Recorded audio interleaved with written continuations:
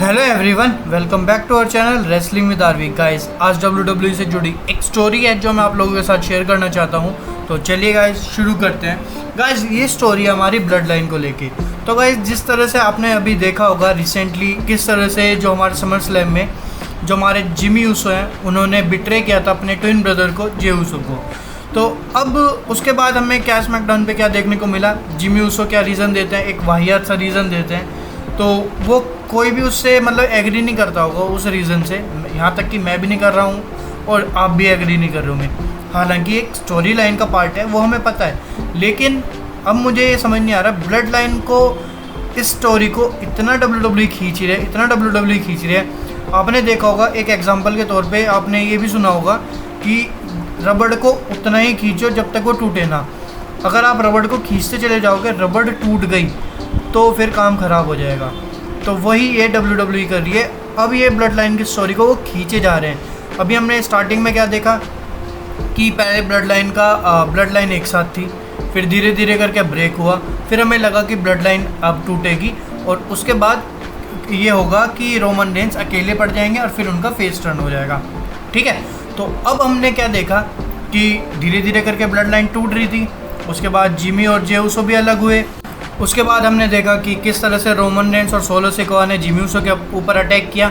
और फिर यहाँ से जो पार्ट बनता ब्लड लाइन का, वो ये बनता कि समर स्लैम में जब जे ऊसो फेस कर रहे होते हैं रोमन रेंस को, उस टाइम पे जिमी ऊसो सेव करने आते जब हमारे जो सोलो सिकोआ अपने जिमी ऊसो को मार रहे थे। तो लेकिन ऐसा नहीं हुआ। क्या हुआ लास्ट में हमें क्या देखने को मिला? हमें ये पता है कि रोमन रेंस ज़रूर जीतेंगे, लेकिन वो चाहे किसी और तरह से जिता सकते थे, लेकिन उन्होंने ये दिखाया कि उनके जो जिमी ऊसो हैं उन्होंने बिट्रे कर दिया जे ऊसो को। इसी चीज़ को लेके कर्ट एंगल भी बहुत ज़्यादा अपसेट हैं कि WWE ब्लड लाइन के जो एंगल है उसको बहुत ज़्यादा एक्सटेंड कर रही है।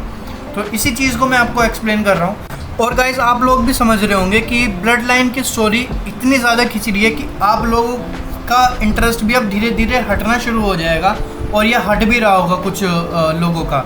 तो अब ऐसा है कि जिमी ऊसो फिर स्मैकडाउन पे आते हैं, वो वाहियात सा रीज़न देते हैं। फिर उसके बाद क्या होता है, जे ऊसो उनको सुपर किक मारते हैं, रोमन रेंस को स्पीयर और सुपर किक मारते हैं, और उसके बाद वो आई क्विट WWE और ये सब कह के चले जाते हैं। तो अब मुझे जो लग रहा है, और आप लोगों को भी ये लग रहा होगा और आप एग्री करेंगे कि अब जो जे ऊसो है उनको कुछ टाइम के लिए जो हमारे WWE है उससे ऑफ दे दिया जाएगा। और अब जो WWE प्लान कर रही है वो यही प्लान कर रही है कि जिमी और जे ऊसो का वो रेसलमेनिया में मैच कराए। तो गाइज़, ये स्टोरी मेरे हिसाब से मुझे नहीं अच्छी लग रही, और पता नहीं आप लोगों को भी ये अच्छी लग रही है या नहीं लग रही है। मुझे अभी तक समर स्लैम में ब्लड लाइन की स्टोरी सबसे अमेजिंग स्टोरी लग रही थी, लेकिन उसके बाद जो हुआ उससे मैं बहुत ज़्यादा अपसेट हूँ WWE से। तो अब ये क्या कर रहे हैं कि जे ऊसो को अब थोड़े दिनों के लिए वो लीव करा रहे हैं WWE को, और अब ये उसके बाद पता नहीं अब क्या स्टोरी दिखाएंगे, ये मुझे भी नहीं पता है। और उसके बाद ये क्या करेंगे कि कुछ टाइम बाद जब रेसलमेनिया के करीब या उससे थोड़ा टाइम पहले ये जे ऊसो को फिर से ले आएंगे WWE में, और फिर इनका समर स्लैम में जे एंड जिमी ऊसो का मैच करा देंगे। तो गाइज़, ये तो ठीक है, चलो ये मुझे समझ में आ रहा है, ये आप लोगों को भी समझ में आ रहा होगा। तो गाइज़, अब मुझे आप ये चीज़ मुझे अब इनसे ये जाननी है, अगर यही करना था तो ये एंगल बाद में दिखा सकते थे, और उससे पहले ये रोमन रेंस और सोलो सिकोआ है उसके बीच में एक अनबन दिखा देते, ताकि लोगों का इंटरेस्ट और आ जाता कि अब जो ब्लड लाइन है उसका जो एक पार्ट जो भी सोलो सिकोआ है वो भी अलग होते हुए दिख रहे हैं। तो उसके बाद जब रॉयल रंबल के आसपास जाके ये दो जिमी ऊसो को बिट्रे करा सकते थे, तो उसमें एक अलग ही ट्विस्ट आ जाता।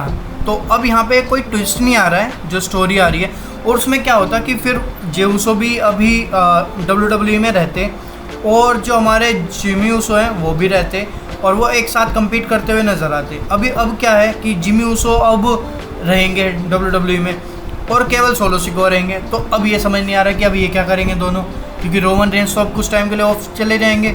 तो अब ये समझ नहीं आ रहा एंगल कि अब ब्लड लाइन क्या करेंगी, अब इसको क्या दिखाएगी WWE। उसके टाइम पे अगर वो रॉयल रंबल पे बिट्रे कराते तो उसके टाइम पे फिर वहाँ से करीब होती रेसलमेनिया, वहाँ से इनका मैच बनना शुरू हो जाता था, Jimmy Uso versus Jey Uso. अभी बहुत टाइम है, बहुत ज़्यादा टाइम है, अभी 6-7 महीने हैं तकरीबन वहाँ पे रॉयल रंबल और बाकी चीज़ों को होने में। तो अभी ये ब्लड लाइन की स्टोरी मेरे को अभी समझ नहीं आ रही है कि अब आने वाले टाइम में क्या होगा। आई होप गाइज WWE एक अच्छा एंगल दिखाए ब्लड लाइन का आने वाले टाइम में। तो गाइज आप लोग क्या इस बारे में अपना पॉइंट ऑफ व्यू रखना चाहते हैं वो आप कमेंट बॉक्स में रख सकते हैं। जो भी आपको ब्लड लाइन से लेके जो भी आपको निराशा हो या खुशी हो वो सब चीज़ें मैं आप कमेंट बॉक्स में लिख के हमें बता सकते हैं और मैं उसको रिप्लाई भी करूँगा। जो भी आप अपने व्यूज़ शेयर करोगे उसका मैं 101% उसके रिप्लाई करूँगा। तो गाइस आज के लिए इतना ही। और गाइस WWE की अपडेट्स जानने के लिए और स्टोरीज जानने के लिए प्लीज़ हमारे चैनल के साथ बने रहें, हमारे चैनल को सपोर्ट करें, हमारे चैनल को लाइक करें, शेयर करें एंड सब्सक्राइब करें। Thank you everyone.